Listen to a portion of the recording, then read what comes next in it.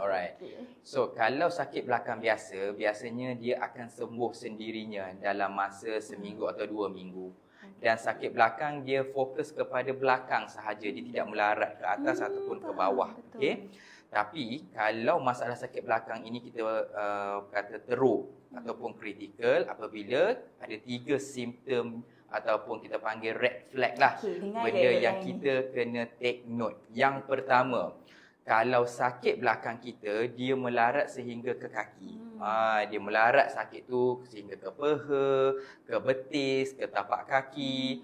Itu possibility pertama kita ada masalah slip disc. Okay. Yang kedua, apabila kita batuk, bersin ataupun duduk lama lebih 2 jam, kita rasa sakit dekat bahagian belakang dan juga dekat kaki pun sama, red flag ataupun simptom kedua yang kita kena take note, kemungkinan adanya slip disc.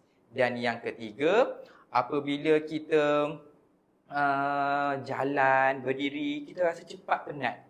Kita rasa macam kaki kita lemah, ada weakness, rasa tak kuat, rasa kebas. Itu adalah simptom yang ketiga yang kita risau kemungkinan adanya slip.